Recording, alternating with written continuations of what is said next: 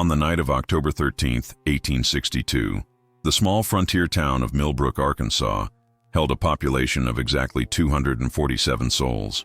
By dawn on October 14th, that number had dropped to 0. Not a single person remained, yet no bodies were ever discovered. This wasn't a case of mass evacuation or voluntary abandonment. Personal belongings sat untouched on kitchen tables.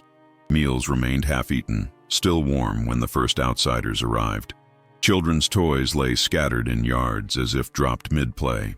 What happened in Millbrook represents one of the most perplexing mysteries of the American frontier, a collective disappearance that defies rational explanation even today. The town's final night began like any other, with families gathering for evening meals and shopkeepers closing their stores. Witnesses from neighboring settlements reported seeing lamplight flickering in windows well past midnight, suggesting normal activity. Yet by sunrise, Millbrook had become a ghost town in the most literal sense. The Arkansas State Archives contain fragmented records of the incident, testimonies from traveling merchants and circuit riders who stumbled upon the abandoned settlement. Their accounts paint a picture of a community frozen in time, as if its inhabitants had simply vanished mid-action. Coffee still percolated on stoves. Rocking chairs swayed gently on porches. Even the livestock remained in their pens, untended but alive. If you're fascinated by unsolved mysteries of the Old West, you'll want to hear every detail of what investigators discovered in the days that followed. The first person to discover Millbrook's eerie transformation was Samuel Morrison, a circuit preacher who regularly visited the town on his monthly rounds through Arkansas's frontier settlements. Morrison had been traveling this route for over 5 years and knew Millbrook's rhythms intimately. He expected to find the usual Sunday morning congregation gathered at the modest wooden church on Main Street. Instead, he found absolute silence. Morrison later testified that his horse became agitated as they approached the town's outskirts, refusing to advance at normal pace. The animal's behavior should have served as a warning of the strangeness ahead. As Morrison rode down Main Street, he called out greetings to familiar faces that never appeared. Windows that should have framed curious onlookers stared back empty and dark. The church bell, which Morrison himself had helped install 3 summers prior, hung motionless despite the morning breeze that rustled through the surrounding oak trees. Morrison dismounted near the general store, noting that the open sign still hung in the window, though no proprietor stood behind the counter. He pushed open the door, hearing the familiar jingle of the entry bell, and called for Ezra Whitman, the store's owner. No response came. The cash register drawer sat partially open, revealing a modest collection of coins and paper money. Goods remained neatly arranged on shelves. A half-written inventory list lay on the counter, the ink still wet enough to smudge when Morrison accidentally brushed against it with his sleeve. Morrison's investigation of individual homes revealed increasingly disturbing details. At the Hartwell residence, the family's dinner table was set for 5, with plates containing partially consumed portions of what appeared to be beef stew and cornbread. The food showed no signs of spoilage, suggesting the meal had been abandoned only hours earlier. Upstairs, children's beds remained unmade, and a partially completed sampler lay on young Mary Hartwell's writing desk, the needle still threaded and embedded in the fabric mid-stitch. The Hartwell family Bible sat open on the parlor table, turned to Psalms, with a bookmark indicating regular recent use. Morrison found similar scenes throughout the town. At the blacksmith shop, Jonas McCready's forge still contained glowing embers, though not hot enough to continue metalwork. An iron horseshoe lay half-formed on the anvil, the hammer resting nearby as if McCready had simply set it down momentarily. The bellows hung motionless, but the leather showed no signs of the wear that would indicate abandonment over days or weeks. Morrison began to feel a creeping dread as he realized that whatever had happened to Millbrook's residents had occurred very recently, possibly even as he slept in his camp just 10 miles away the previous night. The preacher was a practical man, not given to supernatural speculation, yet he found no rational explanation for the scene before him. His theological training had prepared him for many of life's mysteries, but nothing in Scripture seemed to address the complete disappearance of an entire community without trace. By afternoon, Morrison had completed his survey of Millbrook's 37 structures, finding each one similarly abandoned but showing clear signs of recent habitation. His detailed notes, preserved in the Arkansas Historical Society, provide our most comprehensive record of the town's condition on that first day. Morrison wrote of finding laundry hanging on lines, still damp from morning washing, Garden gates stood open where residents had been tending their vegetable plots. The town's single schoolhouse contained lessons written on the blackboard in Miss Catherine Weller's distinctive handwriting, with arithmetic problems half solved in chalk dust on students' slates. Most unsettling of all, Morrison discovered the town's population registry in Mayor Benjamin Crawford's office, updated just the day before to record the birth of the Johnsons' newest child. The baby's cradle sat empty in the Johnson home, but like all the other missing residents, no body was found. Morrison faced a crisis of faith and logic. His rational mind sought natural explanations. Perhaps a sudden emergency had required mass evacuation. But what emergency could mobilize 247 people to leave simultaneously without taking essential belongings or securing their homes? Indian raids, while a real concern in 1862 Arkansas, typically left evidence of struggle or forced departure. Morrison found no signs of violence, no overturned furniture, no scattered belongings suggesting hasty flight. The town appeared as if its residents had simply dissolved into thin air while going about their normal evening routines. Recognizing the gravity of his discovery, Morrison rode hard to Fort Smith, the nearest significant settlement with telegraph capabilities. His report to territorial authorities triggered an immediate investigation led by U.S. Marshal James Whitmore, a man whose experience with frontier mysteries had earned him a reputation for thorough, methodical inquiry. Whitmore assembled a team of 6 deputies and a civilian specialist in tracking, a Cherokee guide named Joseph Ridge, whose skills had proven invaluable in previous investigations. The team arrived in Millbrook on October 16th, 3 days after Morrison's initial discovery. Whitmore's first priority was establishing a perimeter around the town to preserve any evidence that might explain the disappearance. Ridge immediately began searching for tracks leading away from Millbrook, employing techniques passed down through generations of Cherokee hunters and scouts. His findings would prove both fascinating and deeply troubling. Ridge identified multiple sets of footprints leading from various homes toward the town center, suggesting that residents had indeed left their houses during the night in question. However, these tracks converged near the town's central square and then simply ceased. Ridge, whose tracking abilities were renowned throughout Arkansas territory, had never encountered a similar phenomenon. Tracks didn't fade or become obscured. They ended abruptly, as if the people making them had been lifted straight up into the air. Marshal Whitmore, skeptical of supernatural explanations, ordered his deputies to search for alternative routes the townspeople might have taken. They spent 2 full days combing through surrounding forests, creek beds, and rocky outcroppings where tracks might be hidden or disguised. The federal investigation expanded beyond simple tracking as Whitmore recognized the potential national implications of Millbrook's mystery. In 1862, the Civil War raged across the American landscape, and authorities feared the disappearance might represent some new form of enemy action. Confederate forces had shown increasing creativity in their tactics, and the possibility of a mass kidnapping for strategic purposes couldn't be ignored. Whitmore dispatched telegrams to military commanders throughout Arkansas and surrounding states, requesting information about unusual Confederate activity or reports of large groups of prisoners being moved through the region. The responses, when they came, were uniformly negative. No Confederate units had reported operations near Millbrook. No Union intelligence indicated enemy presence in the area. More puzzling still, Confederate authorities, when quietly contacted through unofficial channels, expressed their own bewilderment at the incident.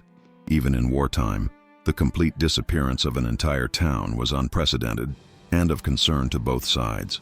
Whitmore also investigated the possibility of forced relocation by federal authorities. During wartime, populations suspected of Confederate sympathies were sometimes relocated for security reasons. However, no federal orders existed for action against Millbrook, and the town's residents had shown no particular Confederate leanings. Indeed, several families had sons serving in Union regiments. The marshal's methodical elimination of conventional explanations only deepened the mystery. Each logical possibility, when thoroughly investigated, led to dead ends that seemed to mock rational inquiry. Local Cherokee elders, when consulted through Joseph Ridge, provided historical context that added another layer of complexity to the investigation. Ridge's grandfather, who had lived in the region before the Cherokee removal, spoke of ancient legends associated with the land where Millbrook was built. According to tribal memory, the area had long been considered spiritually significant, a place where the boundary between the physical and spirit worlds grew thin. Cherokee hunting parties had reported strange phenomena in the vicinity for generations. Unexplained lights, voices without sources, and the occasional disappearance of individual hunters who were never found despite extensive searches. The tribal elders weren't surprised by Millbrook's fate, though they expressed sorrow for the lost settlers. Their legends spoke of cyclical events, spiritual convergences that occurred at unpredictable intervals, sometimes decades apart. During these convergences, they believed, the spirit world could claim entire groups of people, taking them to serve purposes beyond human understanding. Marshall Whitmore, a practical man of law enforcement, found himself torn between dismissing such accounts as primitive superstition and acknowledging that conventional investigation had yielded no viable alternatives.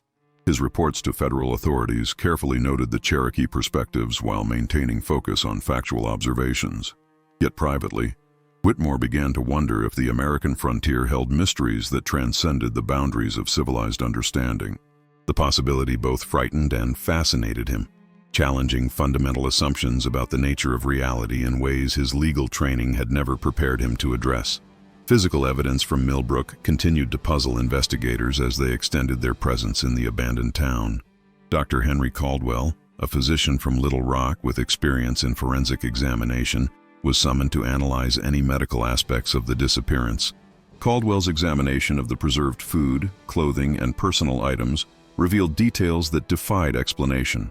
The half-eaten meals showed no signs of interruption by force or fear. Food had been chewed and swallowed normally, utensils set down gently rather than dropped. Medical supplies in Dr. Millbrook's clinic, the town's physician shared the settlement's name by coincidence, remained neatly organized, with no evidence that medical emergencies had prompted the evacuation. Most significantly, Caldwell found traces of what appeared to be a fine, crystalline powder throughout the town. The substance, unlike anything in his medical experience, seemed to concentrate most heavily in areas where the footprint trails converged. When examined under his traveling microscope, the powder showed a structure that resembled neither mineral nor organic matter. It dissolved completely when exposed to water, leaving no residue. Yet when dry, it gave off a faint luminescence that was barely visible in complete darkness. Caldwell carefully collected samples for further analysis, though the primitive scientific instruments available in 1862 Arkansas would prove inadequate for comprehensive examination. His notes described the powder as having a pleasant, almost floral scent that seemed to calm his nerves, despite the disturbing circumstances of its discovery. As news of Millbrook's mystery spread beyond official channels, curiosity seekers and amateur investigators began arriving at the abandoned town. Marshall Whitmore found himself in the unusual position of protecting an empty settlement from looters and souvenir hunters. Word had spread through newspapers in Little Rock, Memphis, and even as far as St. Louis, where sensationalized accounts described everything from Indian massacres to supernatural intervention. The influx of visitors threatened to contaminate the investigation scene and disturbed whatever spiritual significance the Cherokee elders attributed to the location. Whitmore established a rotating guard schedule and posted official notices declaring Millbrook off-limits to unauthorized personnel. However, enforcing this directive proved challenging given the vast Arkansas wilderness and limited federal resources during wartime. Several unauthorized visitors managed to slip past the guards and conduct their own explorations. Their accounts, recorded in letters and diary entries that survived the war years, provide additional perspectives on Millbrook's condition weeks after the disappearance. Most reported feeling an overwhelming sense of sadness and loss when walking through the empty streets. Some described hearing faint voices or music that seemed to come from empty houses, though no physical source could be identified. Others mentioned experiencing vivid dreams during nights spent camping near the town, dreams featuring unfamiliar faces that seemed remarkably real and emotionally intense. These accounts, while anecdotal and unverifiable, established a pattern of unusual psychological effects associated with the abandoned settlement. If you're wondering how authorities handled such an unprecedented situation, the answer reveals the limitations of 1862 governmental resources and scientific understanding. Federal officials faced a unique challenge with no established protocols for investigating mass disappearances. Military commanders were absorbed with Civil War operations and could spare few resources for what might be perceived as a local mystery. Civilian authorities lacked both the expertise and the funding for extended investigation. After 6 weeks of intensive inquiry, Marshal Whitmore submitted his final report to the U.S. Attorney General, acknowledging complete failure to determine the fate of Millbrook's residents. The report, preserved in National Archives, represents one of the most honest admissions of defeat in federal law enforcement history. Whitmore wrote, "The physical evidence suggests that 247 citizens of Millbrook, Arkansas, simply ceased to exist on the night of October 13, 1862. No conventional explanation adequately addresses the observed facts. The disappearance appears to be complete, voluntary, and inexplicable by any means available to this investigation." The federal government's response was pragmatic and bureaucratic. Millbrook's land patents were suspended pending resolution of the residents' legal status. Property ownership reverted to territorial control, though no efforts were made to resettle the town immediately. The settlement's official status remained in legal limbo, neither abandoned nor inhabited, creating a unique situation in territorial law. Some enterprising individuals attempted to file claims on Millbrook properties, but their applications were indefinitely postponed due to the unresolved legal questions surrounding the original residents' disappearance. The psychological impact on surviving communities throughout Arkansas proved nearly as significant as the mystery itself. News of Millbrook's fate spread rapidly through frontier settlements, creating widespread anxiety about similar disappearances. Parents kept children closer to home. Community leaders organized additional security patrols. Church attendance increased dramatically as residents sought spiritual comfort in the face of inexplicable events. Neighboring towns reported increased incidents of residents claiming to see unfamiliar faces in crowds, convinced they had spotted missing Millbrook residents. These sightings, investigated by local authorities, invariably proved to be cases of mistaken identity driven by hope and anxiety. The collective psychological trauma represented what modern researchers might recognize as mass hysteria, though 1862 medical understanding lacked such terminology. Circuit preachers found their sermons increasingly focused on themes of divine mystery and the limitations of human understanding. Several prominent ministers used Millbrook as an example of God's inscrutable will, though others worried that such events might challenge faith rather than strengthen it. The mystery became a touchstone for theological debates about divine intervention in earthly affairs. Did God occasionally act in ways that transcended natural law? Could entire communities be called to serve spiritual purposes beyond mortal comprehension? These questions resonated throughout Arkansas's religious communities for years following the disappearance, influencing sermon topics and denominational discussions well into the post-war period. Winter's approach in late 1862 brought new concerns about Millbrook's abandoned infrastructure. Buildings left unheated and unattended would suffer damage from Arkansas's occasionally harsh weather conditions. Livestock, while initially left to roam freely, faced starvation as natural food sources became scarce. Federal authorities faced the practical question of maintaining a ghost town with no residents to provide upkeep. Marshal Whitmore's replacement, Deputy Marshal Robert Carson, received instructions to secure Millbrook's more valuable structures and dispose of livestock humanely. Carson's first visit to the town in December 1862 revealed that time and weather were already taking their toll on the settlement. Roofs showed signs of minor leaking. Windows had been broken by winter storms. Wild animals had begun exploring buildings, drawn by scents of human habitation. Yet Carson noted that the mysterious crystalline powder identified by Dr. Caldwell remained visible in several locations, apparently unaffected by weather or time. The substance's persistence puzzled Carson, whose practical experience with frontier conditions had taught him that most materials deteriorated rapidly when exposed to Arkansas's variable climate.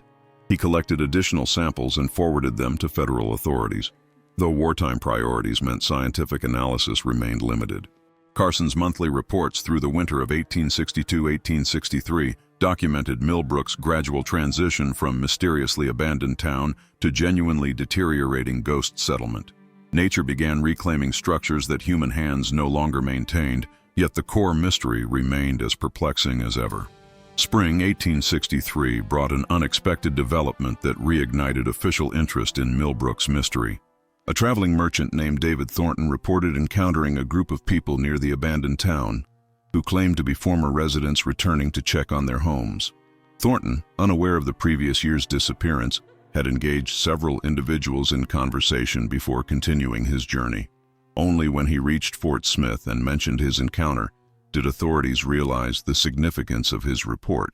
Deputy Marshal Carson immediately returned to Millbrook with a full investigative team, hoping to finally solve the mystery that had baffled federal authorities for 6 months. Carson's team found Millbrook exactly as they had left it during their previous visit: empty, deteriorating, and showing no signs of recent human presence. No evidence supported Thornton's claim of encountering former residents. The merchant's description of his conversation included specific names and family details that matched official records of Millbrook's missing population, yet the people he claimed to have met had left no physical trace of their presence. Thornton himself became increasingly agitated when confronted with evidence that his encounter couldn't have occurred as he described. Under questioning, he maintained absolute certainty about his experience while acknowledging that the physical evidence contradicted his account. Dr. Caldwell, summoned again to examine Thornton, found the merchant to be in sound mental health with no indication of delusion or fabrication. The physician's conclusion was both medically sound and deeply troubling. Thornton genuinely believed his encounter had occurred, yet the experience couldn't have happened in objective reality. The Thornton incident marked the beginning of a pattern that would continue throughout 1863 and beyond. Multiple travelers reported brief encounters with people claiming to be Millbrook residents, always occurring near the abandoned town but never leaving verifiable evidence. These encounters shared common characteristics that investigators found particularly intriguing. The reported residents always appeared healthy and well-dressed, showing no signs of hardship or distress. They spoke knowledgeably about their former lives and expressed concern for property and possessions left behind. Most significantly, they invariably claimed that they were fine and well cared for, though they remained vague about their current circumstances or location. When pressed for details about their disappearance, the encountered individuals typically ended conversations abruptly and departed quickly. No traveler reported being able to follow or track these mysterious figures. Federal investigators began maintaining detailed records of reported encounters, hoping to identify patterns that might explain the phenomenon. The reports came from reliable witnesses, merchants, circuit riders, military personnel, and other travelers whose credibility was well established. Yet in every case, follow-up investigation found no physical evidence to support the encounters. Footprints didn't exist where they should have. Disturbed vegetation showed no signs of human passage. Even items that witnesses claimed to have given to or received from the encountered individuals disappeared without explanation. The pattern suggested either elaborate hoax or something far more mysterious than conventional disappearance. By mid-1863, Millbrook's mystery had attracted attention from academic and scientific communities in the eastern United States. Dr. Harrison Blackwood, a professor of natural philosophy at Harvard University, arrived in Arkansas with funding from the Smithsonian Institution to conduct the first systematic scientific investigation of the abandoned town. Blackwood brought equipment unprecedented in frontier investigation, advanced surveying instruments, chemical analysis tools, and meticulous documentation methods that represented the cutting edge of 1863 scientific inquiry. His team spent 3 months mapping every inch of Millbrook, measuring and analyzing the mysterious crystalline powder, and conducting experiments designed to test various theoretical explanations for the disappearance. Blackwood's preliminary findings, published in the American Journal of Science, brought national attention to the Millbrook mystery while raising more questions than they answered. The crystalline substance proved resistant to every chemical analysis available to 1863 science. Its molecular structure, as far as primitive instruments could determine, corresponded to no known earthly material. More puzzling still, the substance seemed to exhibit properties that challenged established physical laws. When heated, it became colder. When subjected to electrical current, it absorbed energy without producing any detectable output. Blackwood's most startling discovery involved the substance's apparent ability to affect human consciousness. Team members working closely with the material reported unusually vivid dreams and occasional waking visions of unfamiliar people and places. These experiences, while subjective, followed patterns consistent with reported encounters by other travelers near Millbrook. The scientific investigation revealed additional anomalies that had escaped notice during earlier inquiries. Blackwood's precise measurements determined that Millbrook's buildings showed architectural inconsistencies that defied explanation. Structures appeared to have been subtly altered sometime after their original construction, with modifications that served no apparent practical purpose. Doorways had been widened by exactly 3 inches. Window frames had been raised by precisely 2 inches. Floor plans showed minor but systematic changes that created geometric patterns when viewed from above. These alterations would have required significant construction work, yet no residents had reported any such projects, and no construction materials or tools remained in the town. The modifications appeared to have been completed shortly before the disappearance, as evidenced by fresh sawdust traces and recently disturbed foundation materials. Blackwood theorized that the architectural changes might have served some ritualistic or symbolic purpose related to the mass disappearance, though he acknowledged that this explanation raised more questions than it answered. The professor's team also discovered a series of symbols carved into various surfaces throughout the town: fence posts, building foundations, even large rocks in the town square. The symbols bore no resemblance to any known written language or decorative tradition. They appeared to have been carved with precision tools and showed no signs of weathering despite months of exposure to Arkansas's variable climate. Cherokee linguists consulted by Blackwood found no correlation between the symbols and traditional tribal writing systems, though several elders reported feeling deeply disturbed when shown drawings of the markings. During the final weeks of Blackwood's investigation, his team experienced phenomena that challenged their scientific rationalism and professional objectivity. Several team members reported seeing human figures moving through Millbrook streets during dawn and dusk hours, figures that vanished when approached directly but remained visible in peripheral vision. These sightings occurred with such frequency that Blackwood established systematic observation protocols, positioning team members at strategic locations to document any unusual activity. The results were both fascinating and scientifically frustrating. Multiple witnesses reported simultaneous sightings of the same figures, suggesting that the phenomena were not individual hallucinations. Yet photographic equipment, despite being carefully positioned and operated, captured no images of the reported figures. Sound recording devices detected no voices or footsteps corresponding to the visual sightings. Blackwood found himself confronting a phenomenon that exhibited consistent patterns while remaining completely undetectable by scientific instruments. His final report acknowledged this limitation with remarkable intellectual honesty. The phenomena associated with Millbrook appear to operate according to laws or principles not yet understood by natural philosophy. Future investigation will require advancement in scientific methodology beyond current capabilities. The professor's conclusions would prove prophetic. Despite technological advances over subsequent decades, Millbrook's mystery continued to resist conventional scientific explanation. Blackwood's meticulous documentation, however, established a baseline for future investigations and provided evidence that the mystery involved more than simple mass disappearance. The Civil War's end in 1865 brought renewed attention to unsolved wartime mysteries, including Millbrook's disappearance. Federal authorities, no longer distracted by military operations, initiated a comprehensive review of cases that had been set aside during the conflict. New investigators brought fresh perspectives and improved resources to bear on the 3-year-old mystery.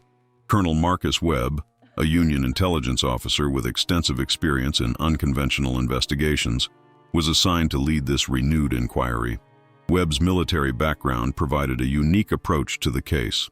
His wartime experience with Confederate espionage, guerrilla tactics, and civilian intelligence networks had taught him to consider possibilities that previous investigators might have overlooked.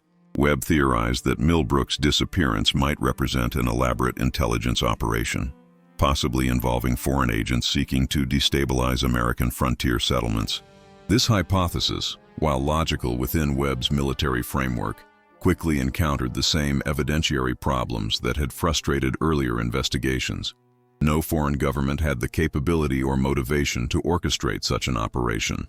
No intelligence networks existed that could have facilitated the complete relocation of 247 people without leaving traces. Webb's systematic elimination of espionage-related explanations led him to consider increasingly unconventional possibilities. His military training, ironically, had prepared him to think beyond normal parameters when facing unprecedented challenges. If conventional warfare could produce unexpected tactics and technologies, perhaps civilian mysteries required equally creative analytical approaches. Webb became the first federal investigator to seriously consider that Millbrook's mystery might involve phenomena beyond current human understanding. Webb's investigation benefited from improved post-war communication and transportation systems that allowed broader information gathering than previous inquiries had achieved. Telegraph networks now connected most major American cities, enabling rapid exchange of information about similar incidents or related phenomena. Webb's requests for information about comparable mass disappearances yielded surprising results. While no cases matched Millbrook's exact characteristics, several frontier communities had experienced unexplained population losses during the war years. Most involved smaller numbers, individual families or groups of neighbors rather than entire towns. Yet the pattern of complete disappearance without physical evidence appeared in multiple locations across the expanding American frontier. Webb began to suspect that Millbrook represented an extreme example of a broader phenomenon that had previously been attributed to war-related displacement or Indian conflicts. His expanded investigation revealed that frontier life, despite its perceived isolation, was connected by invisible threads of shared experience and common mystery. The colonel's military mind sought to identify strategic patterns that might explain multiple disappearances across vast geographical areas. However, the affected communities showed no common characteristics that would make them strategic targets.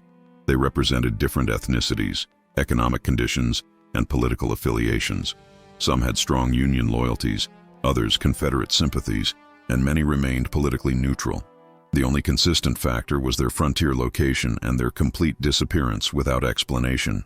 Webb's analysis suggested that whatever forces were responsible for Millbrook's fate operated according to criteria that transcended normal human motivations or strategic considerations.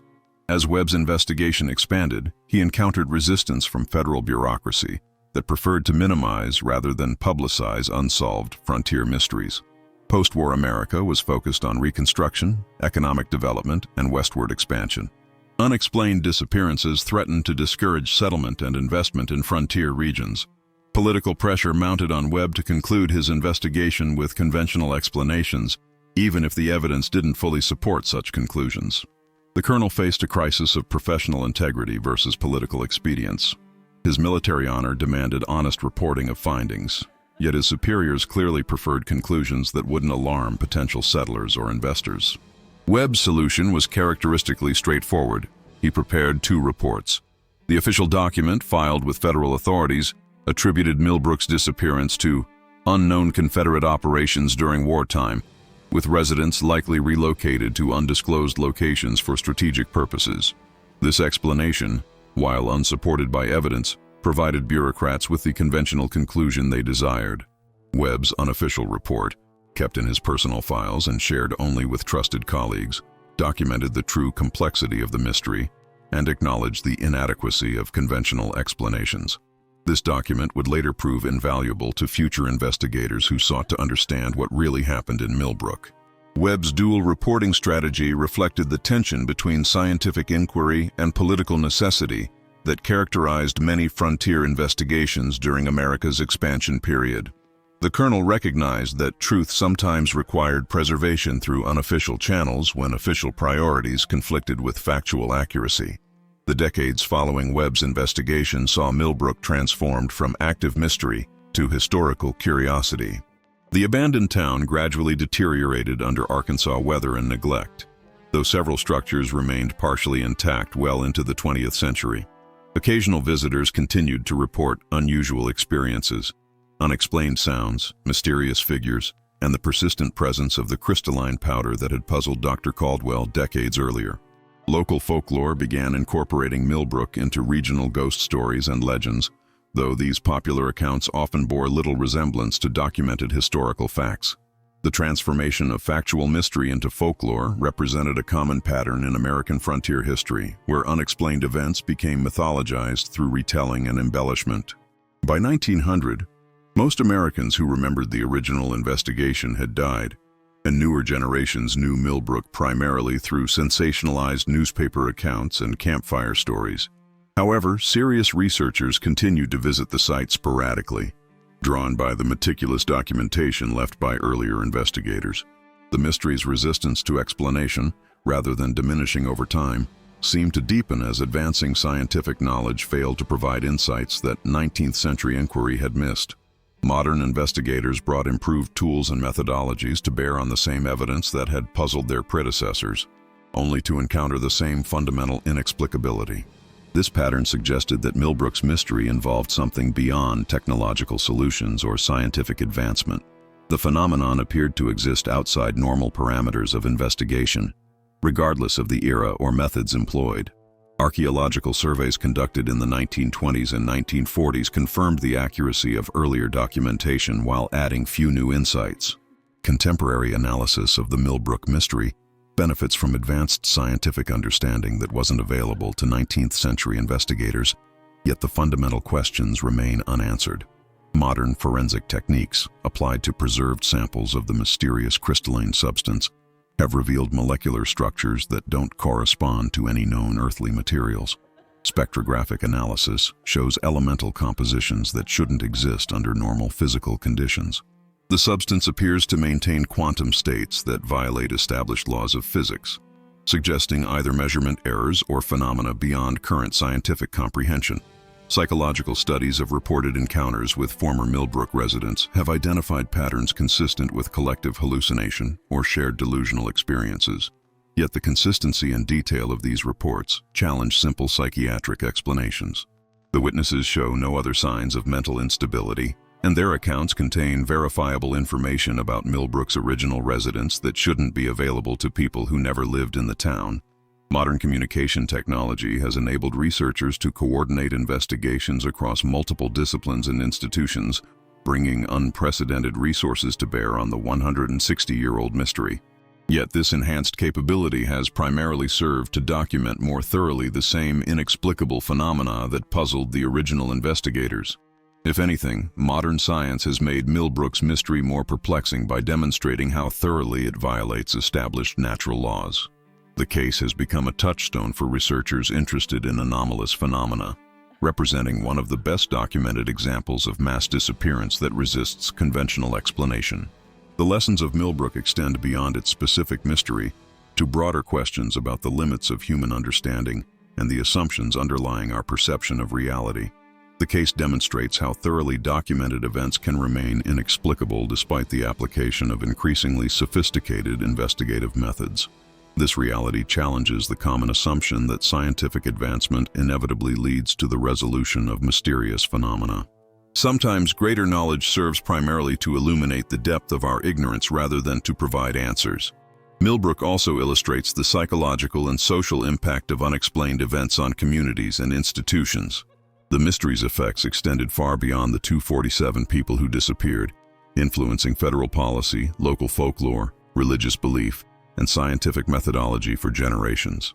The case became a catalyst for discussions about the nature of reality, the reliability of perception, and the boundaries of human knowledge. These conversations continue today as researchers struggle to reconcile documented facts with established scientific principles.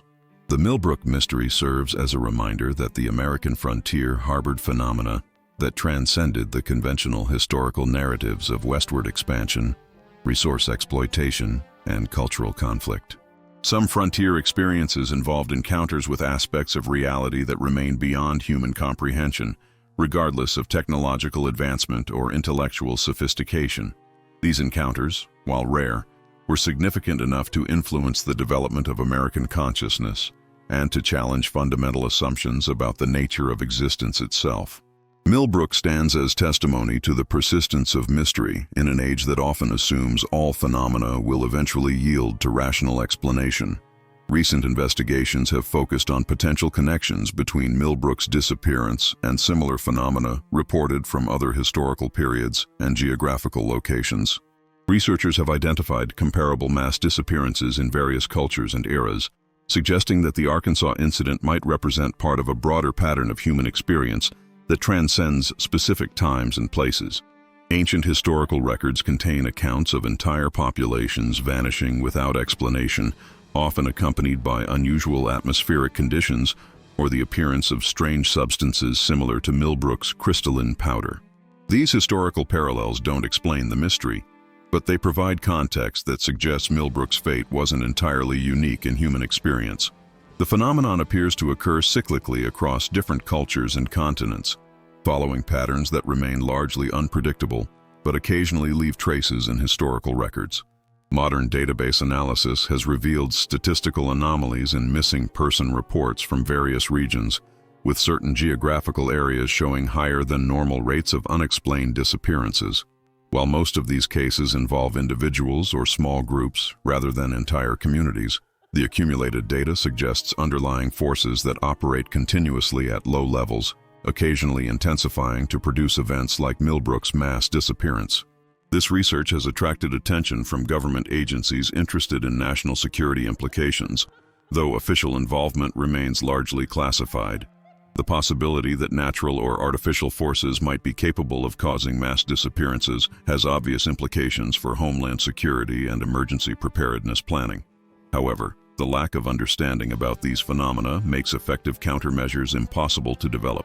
The Cherokee perspective on Millbrook has evolved over the generations since the original disappearance, incorporating both traditional spiritual understanding and contemporary knowledge about the case's documented history. Modern Cherokee elders, while maintaining respect for their ancestors' spiritual insights, also acknowledge the mystery's resistance to both traditional and scientific explanation. They view Millbrook as confirmation that reality contains aspects beyond human comprehension. The archaeological expedition arrived 3 months later, led by Dr. Margaret Whitfield, one of the few women permitted to conduct field research in 1862. Her team consisted of a geologist from Yale, 2 graduate students, and a local guide who had reluctantly agreed to approach the settlement. As they crested the hill overlooking Millbrook, even these men of science felt an inexplicable chill. The town lay before them like a perfectly preserved diorama, each building intact, each street eerily clean. Dr. Whitfield noted in her journal that the absence of scavengers was particularly disturbing. No buzzards, no wild dogs, not even insects seemed to inhabit the space. The wind itself appeared to avoid the settlement, creating an unnatural stillness that made their horses nervous. When they finally descended into the town proper, their footsteps echoed strangely, as if the sound was being absorbed and reflected by invisible barriers. The first building they examined was the general store, its door standing wide open, inventory still neatly arranged on shelves, a half-eaten apple on the counter showing no signs of decay despite the months that had passed. Inside the buildings, the expedition found scenes that defied rational explanation. Meals sat on tables, perfectly preserved but untouched by time or nature. In the schoolhouse, chalk dust still hung in the air as if the lesson had been interrupted moments before. Children's slates bore half-finished arithmetic problems, and a teacher's lesson plan remained open on the desk, dated October 13, 1862. Dr. Whitfield's geological survey revealed something even more puzzling. The ground beneath Millbrook showed signs of massive electromagnetic disturbance, as if the Earth itself had been subjected to forces unknown to contemporary science. Compass needles spun wildly within the town limits, and their timepieces all stopped at different hours, making it impossible to coordinate their activities. The graduate students began experiencing severe headaches and disorientation after spending more than an hour in any single building. Most disturbing of all were the mirrors. Every reflective surface in town showed not the investigators' images, but empty rooms, as if they themselves had become as insubstantial as the vanished townspeople. The team's photographer found that his plates captured nothing but vacant spaces, even when people were clearly standing in frame. On their third day in Millbrook, Dr. Whitfield made a discovery that would haunt her for the remainder of her career. Hidden beneath a loose floorboard in the mayor's office, she found a collection of documents that painted a picture of a town caught between worlds. The papers described a series of experiments conducted by a traveling scientist named Dr. Cornelius Ashford, who had arrived in Millbrook 6 months before the disappearance. According to the mayor's private correspondence, Dr. Ashford claimed to have discovered a method for transcending the limitations of corporeal existence. His research involved the use of crystalline formations found in the nearby hills, substances that exhibited properties unlike any known minerals. The documents revealed that the entire town had volunteered to participate in what Ashford called the Great Translation, a process that would supposedly allow them to exist in a higher plane of consciousness while maintaining their earthly forms. The final entry, dated October 13th, described the townspeople gathering in the church at midnight. each carrying a piece of Ashford's mysterious crystal. The mayor wrote of feeling light as air and seeing colors beyond the spectrum of normal sight as the ceremony began. The crystal formations Dr. Ashford had used were nowhere to be found, but their effects on the town seemed permanent.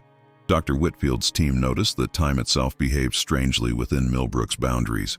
Hours would pass in what felt like minutes, or minutes would stretch into what seemed like hours. The local guide reported seeing figures moving in his peripheral vision, translucent shapes that vanished when observed directly. These apparitions appeared to be going about their daily routines. A woman hanging laundry that wasn't there, a blacksmith hammering on an invisible anvil, children playing games with toys that cast no shadows. The team's attempts to communicate with these spectral residents proved futile, as if they existed in a parallel dimension where the living could not intrude. Dr. Whitfield theorized that Ashford's experiment had succeeded in a way he never intended. The townspeople had indeed transcended their physical forms, but had become trapped between worlds, neither fully alive nor completely dead. The crystalline formations had created what she termed a temporal membrane, separating the town from normal reality while preserving it in a state of perpetual October 13, 1862. As word of the Millbrook mystery spread through academic circles and newspaper columns, the town became a symbol of humanity's dangerous curiosity about the unknown. Dr. Whitfield's final report, published in the American Journal of Unexplained Phenomena, concluded that some boundaries should never be crossed, some mysteries never solved. The town was eventually cordoned off by federal authorities, officially classified as a geological hazard zone. Local Native American tribes, when finally consulted, revealed that they had long avoided the area, calling it the place where spirits forgot how to rest. Today, Millbrook exists only in archived documents and faded photographs, a reminder that the pursuit of transcendence can sometimes lead to a fate worse than death, eternal existence without meaning, trapped forever in the moment when ambition overreached wisdom. The town serves as a cautionary tale about the price of tampering with forces beyond human understanding, where 847 souls remain suspended between worlds, invisible witnesses to their own impossible disappearance. If you found this story compelling, consider exploring more mysteries from America's forgotten past. Sometimes the most terrifying truths are hidden in plain sight, waiting in the dusty archives of history.